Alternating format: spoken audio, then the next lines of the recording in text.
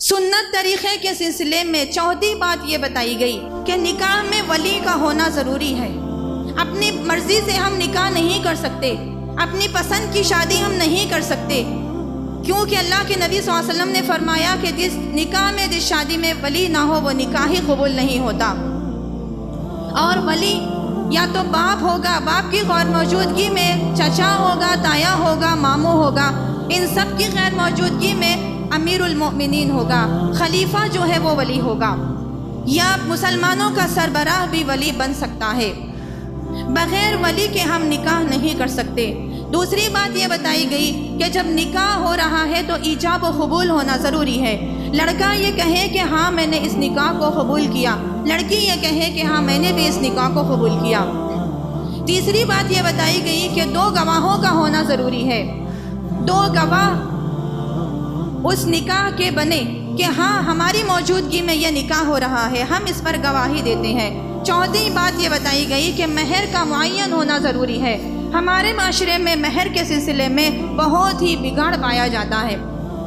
جوڑے کی رقم تو نکاح سے پہلے ہی لے لی جاتی ہے، لیکن مہر لکھا دیا جاتا ہے کہ کبھی زندگی میں ہم دیں گے، اور اس میں اتنی تاخیر کی جاتی ہے کہ بیچارہ مر جاتا ہے لیکن اپنی بیوی کا مہر نہیں دیتا، اور اس بیچاری عورت کو شوہر کے مرنے کے بعد اس کے سرانے ٹھہر کر یہ کہا جاتا ہے کہ بولو کہ میں نے اپنا مہر تمہیں معاف کر دیا۔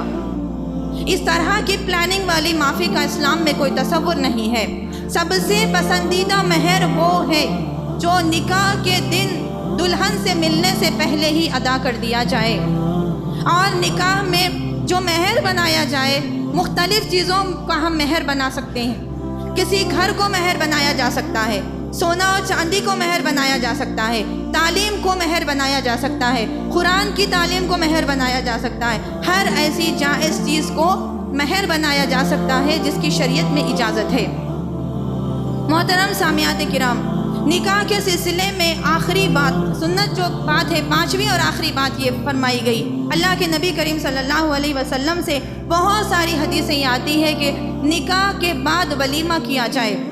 ولیمہ کو بھی آسان بنانا اسی طرح ضروری ہے جس طرح کے نکاح کو آسان بنانا ضروری ہے۔ ہمارے معاشرے کا ایک المیہ یہ بھی ہے کہ بہت سارے لوگ شادی تو بڑی سنت کے انداز میں کرتے ہیں، شادی تو بڑی سادگی سے کرتے ہیں، بہترین انداز میں کرتے ہیں، لیکن ولیمے میں جا کر پھسل جاتے ہیں۔ شیطان وہاں پر ان کو ورغلاتا ہے۔ ولیمہ بڑے دھوم دھام سے لاکھوں کا خرچ دے کر شادی خانے کا کرایہ، لاکھوں کی دعوت، لاکھوں کا پکوان، اور ہزاروں لوگ اس میں شامل ہوتے ہیں۔ اللہ کے نبی صلی اللہ علیہ وسلم نے فرمایا بدترین ولیمہ وہ ہے، بدترین ولیمے کا کھانا وہ ہے جس میں غریب لوگ شامل نہ ہو، جس میں امیر لوگ شامل ہو۔